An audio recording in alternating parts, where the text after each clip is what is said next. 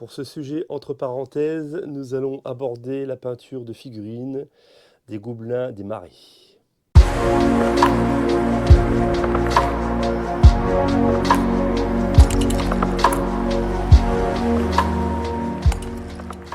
Salut la compagnie, moi c'est Alexis alias Brombar. Dans cette vidéo, nous allons donc aborder la peinture d'un groupe de gobelins. Ce sont des figurines que j'ai faites imprimer en 3D. C'est des figurines résine, je n'ai pas l'appareil pour les faire moi-même.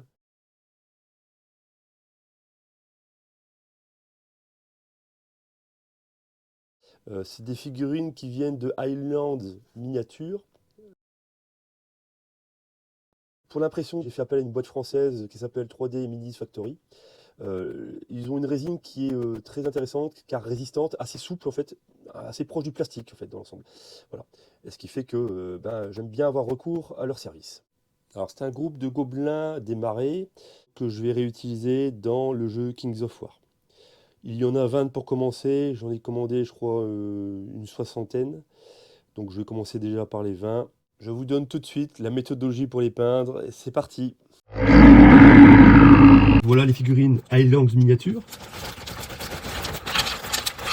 Il y a des gobelins, il y a un peu d'orques. Ils ont une belle petite gamme de morts vivants, des bretoniens, enfin des simili bretoniens, enfin des proxy bretoniens. J'aime bien la sculpture, vous allez voir que c'est vraiment pas mal du tout. Je suis peint entre du rétro Game Workshop et la figurine moderne avec des postures un petit peu plus dynamiques. Niveau nettoyage, c'est la boîte 3D Mini Factory. Ils ont bien déjà nettoyé, retiré les supports de la résine. On peut peut-être gratter encore un petit peu, je vois par endroit. Le couteau à modéliste. Ils ont fait un choix de résine, à mon avis, qui est vraiment optimal. C'est assez souple. Bon, je vais pas m'amuser dans tous les sens pour pas les casser, mais c'est assez souple. Et en fait, on sent bien qu'il y a une certaine solidité. C'est bien. C'est du qualitatif. L'avantage à Kings of War, c'est que quand vous avez une figurine comme ça toute seule, quand vous avez un régiment de 20 gobelins, donc c'est valable pour toutes les armées bien évidemment, le socle régimentaire accepte, il y a une tolérance si vous voulez de 15 figurines au lieu de 20. Ça vous permet d'économiser effectivement 4-5 figurines à chaque fois. L'autre particularité de Kings of War, c'est qu'en fait vous ne retirez pas les pertes. Donc on manipule pas les figurines, donc il y a un risque moindre de les abîmer. Et moins de manipulation, c'est vraiment, moi ça me va très bien. Voilà, il n'y a pas à retirer les morts, les remettre, etc. Ça fait un gain de temps. Ça vous permet de faire des petites scénettes sur vos socles régimentaires, sur vos socles de troupes. Voilà, comme il n'y a pas besoin de retirer des pertes, on peut même les laisser définitivement. Moi, je ne préfère pas faire de petites scénettes. Pourquoi? Parce que je ne veux pas bloquer complètement les figurines à Kings of War. On ne sait jamais si on peut réutiliser ces figurines-là dans d'autres jeux.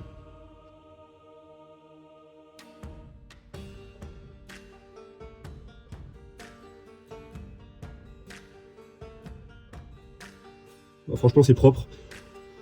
Il reste quelques supports, mais en toute honnêteté, même si vous en oubliez un au passage, dans la masse c'est pareil. Hein. C'est aussi l'avantage des jeux d'armée, c'est que dans la masse vous ne verrez pas grand chose. Ce sera noyé dans la masse. On ramène un petit peu de lumière, ça fera pas de mal. C'est bon pour mes yeux. Je vous conseille quand même, quand vous avez beaucoup de figurines à peindre, d'y aller par morceaux. C'est-à-dire que par série de 10 ou par série de 20. Bon là, vu que j'en ai, je pense, une soixantaine, je vais déjà peindre ces 20-là. Déjà, ça fera un régiment opérationnel. Et voilà, si plus tard, je ferai les autres en faisant attention, comme je vous ai déjà dit dans des vidéos précédentes, de bien noter la recette quelque part pour pas que votre futur régiment dénote totalement au niveau des couleurs, au niveau des choix de couleurs et au niveau du socle, etc.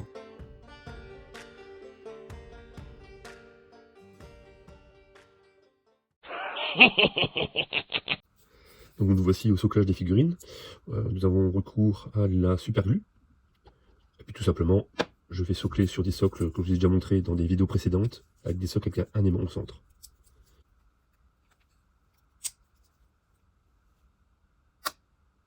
C'est pour vérifier l'orientation de l'aimantation.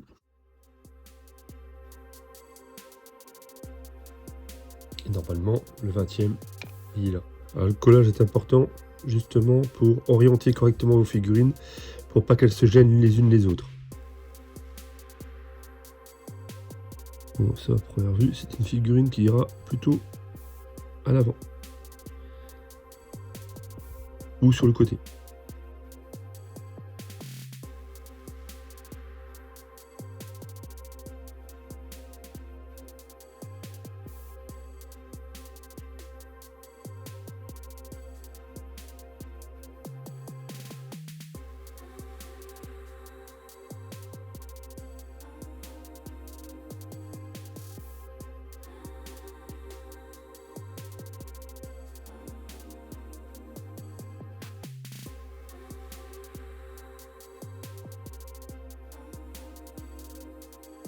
Vu qu'on a droit à une marge de 15 figurines au lieu de 20, les 5 premiers, pour avoir évité que les hallebards gênent sur les troupes adverses, je vais rajouter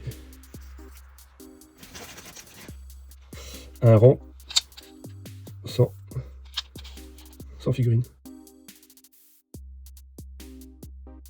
Donc, et le dernier rang, je le réutiliserai ultérieurement sur un autre plateau.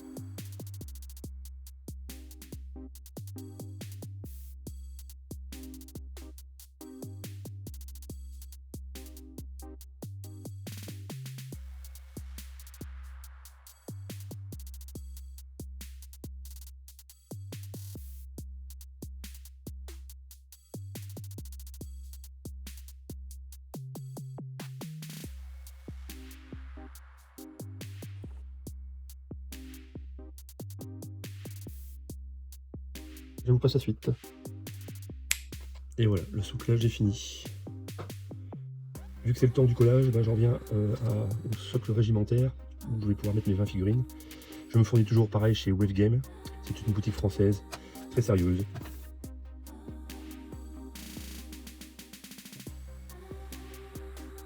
On met de la colle sur tous les points de contact. Après, avec un pinceau un peu humidifié, on va aller retirer les points de colle. Là, hop. Bon, je retire tout ça parce que après moi, je ne peins pas mes sous-socles, les socles régimentaires. Je trouve que l'MDF est plutôt joli. Je trouve ça assez propre. Vous voyez. Nous avons ce type de socle régimentaire, alors avec un fond libre derrière. Hein, il n'y a pas de fond. Alors c'est vrai qu'on perd un petit peu 2 mm par côté sur la surface au sol. Maintenant, si votre adversaire comme vous, c'est pas bien important, l'idée c'est d'avoir quelque chose de propre. Alors, il y a aussi un autre type de socle régimentaire. Vous voyez ici, il est plein, donc bordure tout du long, toujours cette bordure de 2 mm. Moi je trouve assez joli, moi. Ça valorise encore vos figurines. Donc ça c'est un socle donc pour 20 figurines. Ici nous avons pareil, c'est toujours ça, je me suis fourni chez Wave Game, hein.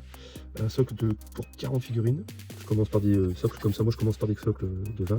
Quand j'aurai mes 40 figurines de gobelins, ben, j'upgraderai, je les passerai sur un socle de 40.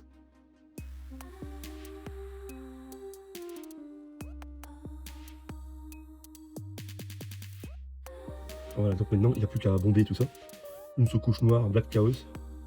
Et puis passage à l'aéro, du gris à 45 degrés sur toute la figurine et en zénithal du blanc. Puis après on passera à la peinture. Maintenant il s'ajuste parfaitement.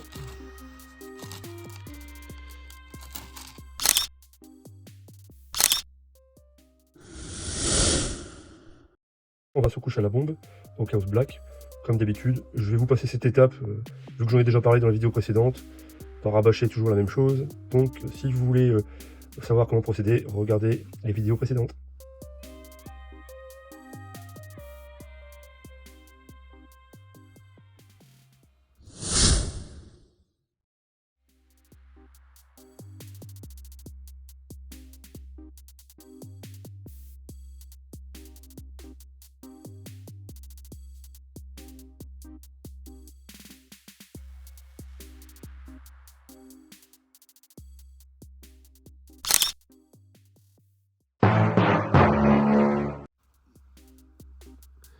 Nous allons utiliser du Malignant Green pour faire la partie claire de la chair.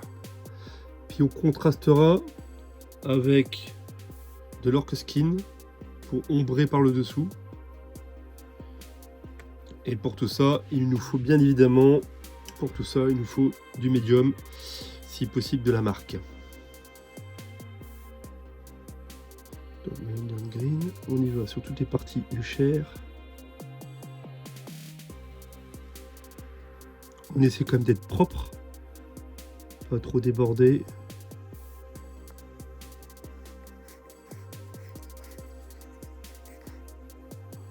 Et vous voyez qu'il y a déjà les parties qui ont été ombragées grâce à l'aérographe. Les parties un peu plus noires, grisées, ben, ça fait déjà un effet de contraste intéressant.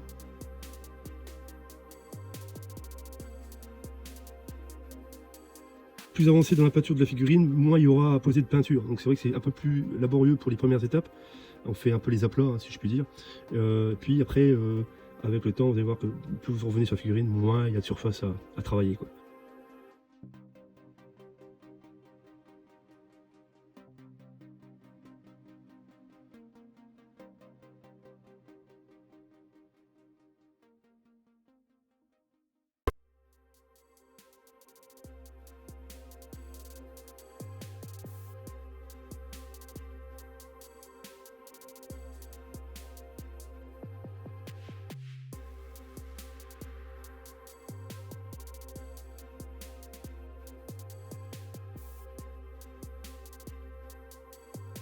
Et je reviens sur les oreilles. J'ai oublié les oreilles.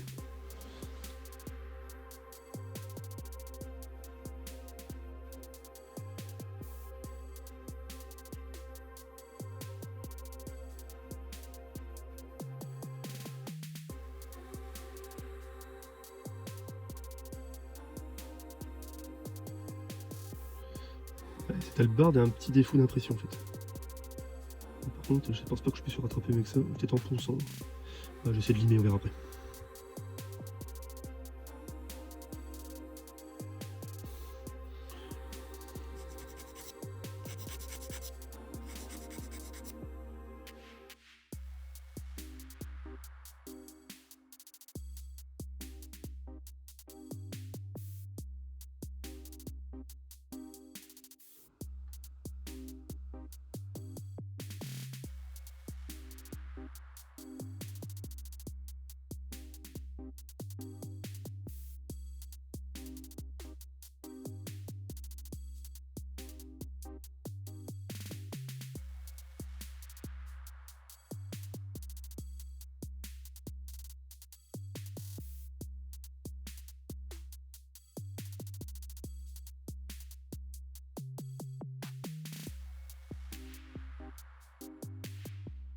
On passe ensuite à la contraste à Garros d'une pour faire toutes les parties en bois, donc la hampe de la hallebarde et les boucliers.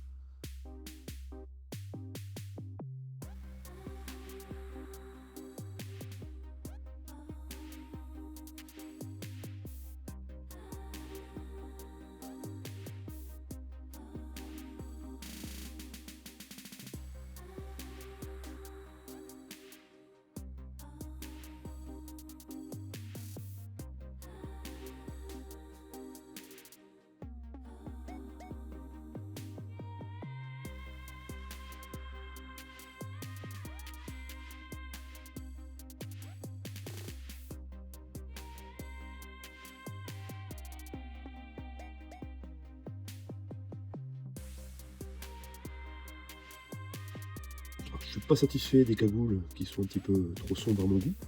Donc dans un premier temps, je vais les éclaircir avec du Skeleton Brown. Puis je vais diluer ça avec, faire un mélange avec du Bleach Bone pour en arriver au final à du blanc pur sur les bords, etc.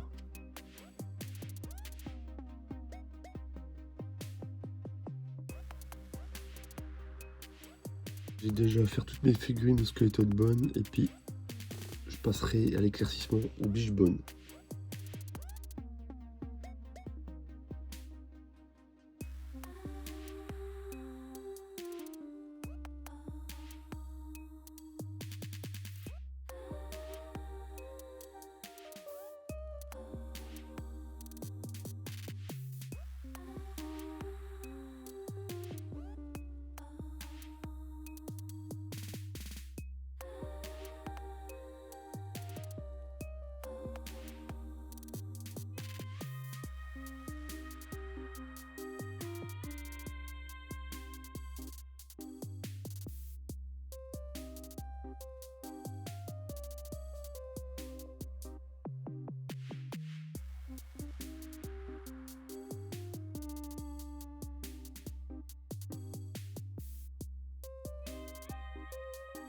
on va faire les arêtes au Blitzbone.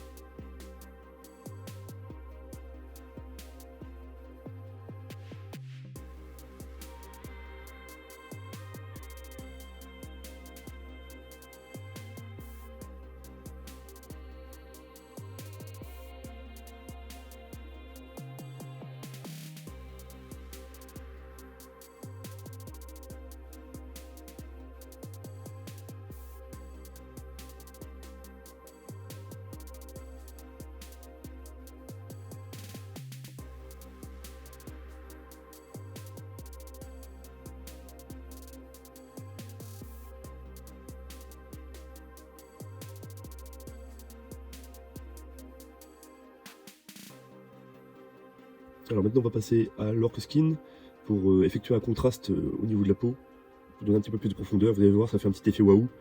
C'est assez facile à réaliser, juste que on va ombrer avec de la contraste.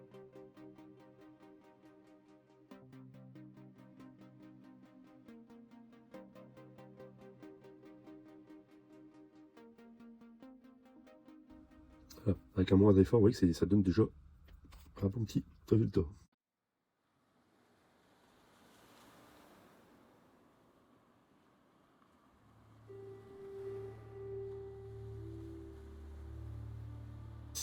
Alors voyez, on commence par le dessous ici du bras, on y va généreusement. Bon, la peinture est déjà un peu... Il y a du médium dedans en fait. Un peu d'eau en fait pour diluer et puis que la partie supérieure soit plus claire et moins chargée en contraste. Ça vous paraît trop chargé ou déchargé. On y va. On n'oublie pas les doigts.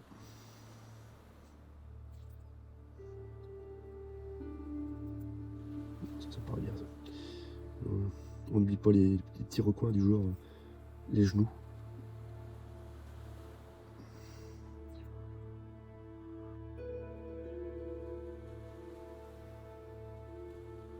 Bon, en fait c'est un peu comme à la vie. Hein. Ça va dans les creux et les interstices. Ça fait un effet d'ombrage. En étant un tout petit peu plus lourd sur la partie inférieure de la figurine. Et vu que c'est déjà contrasté avec les étapes précédentes, le noir, l'aérographe gris plus le blanc, ça fait qu'il y a un effet un peu plus sombre vers le bas. Déjà, ça renforce en fait, ça va renforcer la différence de teinte. Bon là par contre, elle patauge. Hop. Et toujours mon petit pinceau essuie pour aller chercher quand ça déborde un peu comme ça. On continue avec de l'encarmine red pour colorer les bouches.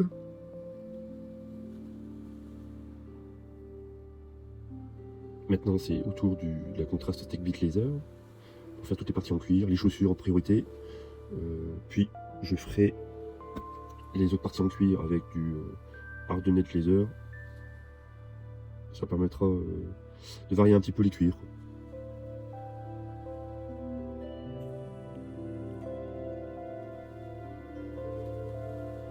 Pour la lisibilité des figurines, je vais placer la première couche de Rhinox Hide.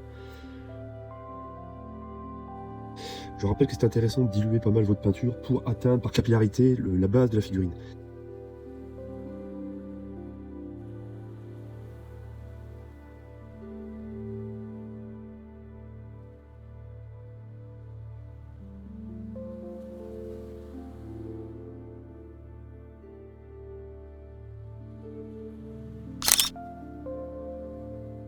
On peint les hallebardes et les couteaux.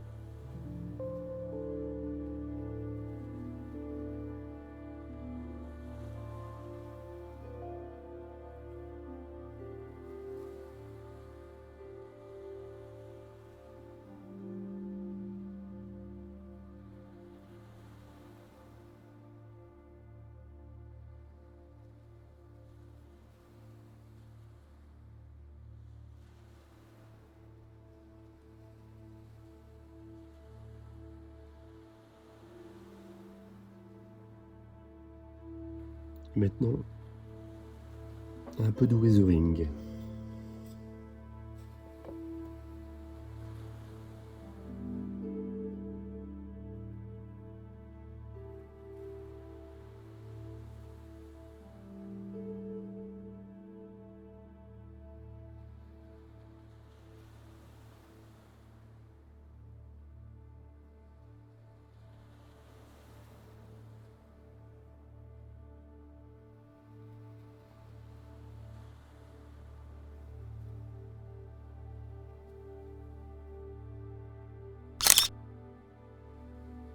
Nous abordons la suite du weathering avec la rouille, avec du dry rust effects.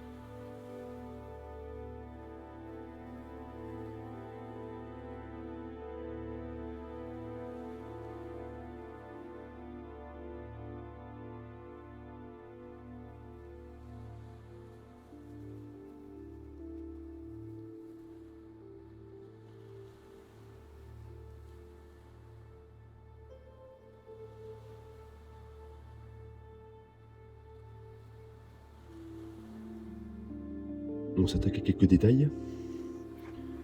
Ici, avec la contraste Magos Purple et la contraste Blood Angel Red. Pour les bourses, pour les petites queues en fourrure.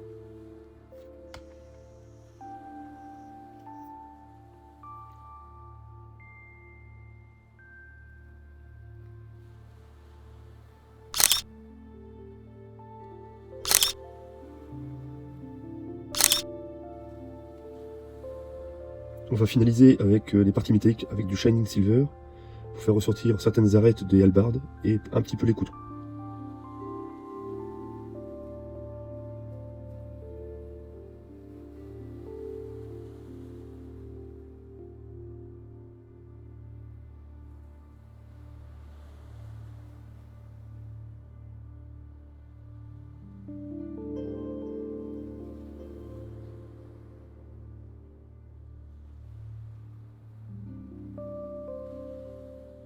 Sur ma figurine test, j'avais fait un bouclier en partant effectivement du blanc avec le dégradé effectué à l'aérographe, et j'avais utilisé directement de l'oak brown que j'avais éclairci avec du cypress brown.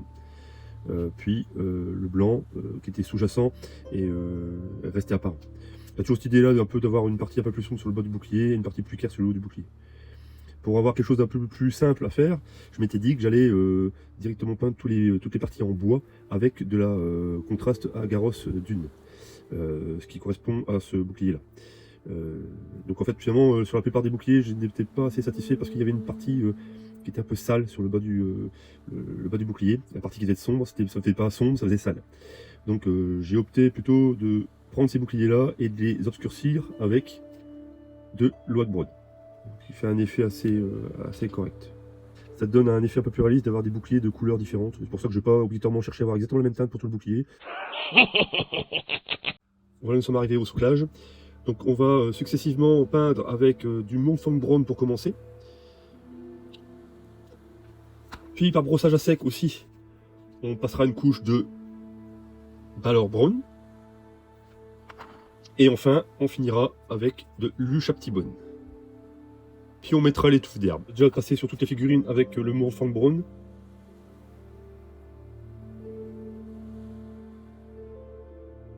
Vous voyez que les parties qui restent inaccessibles au pinceau, elles restent plus sombres. Donc ça fait un effet d'ombrage. Du plus bel effet.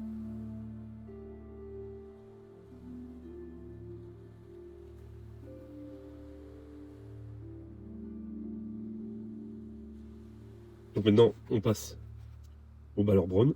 Même processus, brossage à sec.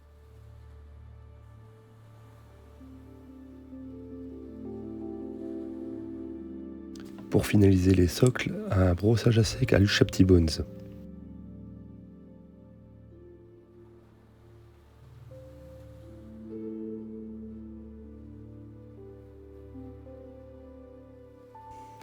J'avais oublié ce détail, mais mon armée de gobelins a des socles bordés de noir.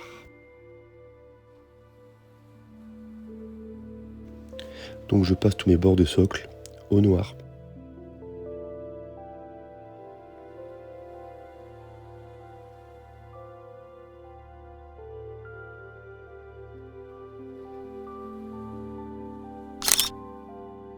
Nous voici arrivés à la dernière ligne droite. Donc c'est l'application des herbes statiques et touffes d'herbe. Donc nous utiliserons les touffes d'herbe d'Army Painter Swamp Tuft qui correspondent parfaitement à mes gobelins démarrés. Puis nous utiliserons l'herbe GPP, une herbe que j'ai déjà montré, c'est du flocage pour maquettisme. Puis nous utiliserons un peu de couleur de la lavande, une couleur un peu discrète. Ce sera une fleur que je remettrai avec quasiment tous mes gobelins. Et j'ai un mélange personnel entre l'herbe que je vous ai montré, GPP, et une autre herbe un peu plus colorée. Voilà, le résultat final ressemblera à ça. Vous voyez, on a 3-4 variétés d'herbes différentes et de la lavande. Ça reste assez discret, mais le résultat me plaît. Il faut retrouver bien évidemment ce type de terrain, ce type de végétation pour toute la gamme de gobelins, pour uniformiser l'ensemble de l'armée. Il faut un vieux pinceau auquel vous tenez plus beaucoup pour appliquer la colle à bois. Bien évidemment, il nous faut de la colle à bois. Dans un premier temps, je vais appliquer le flocage de fibres sur toutes mes figurines, puis je passerai à l'étape suivante, flocage par flocage.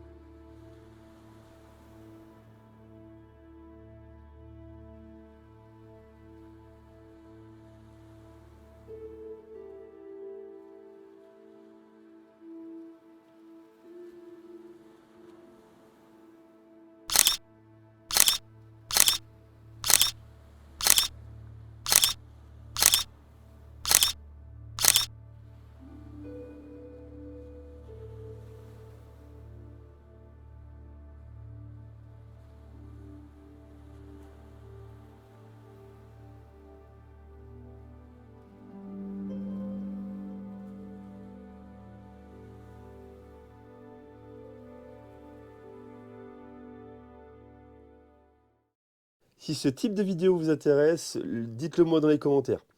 Et comme d'habitude, likez et abonnez-vous. Merci de m'avoir regardé, au plaisir de vous revoir. Je vous salue la compagnie.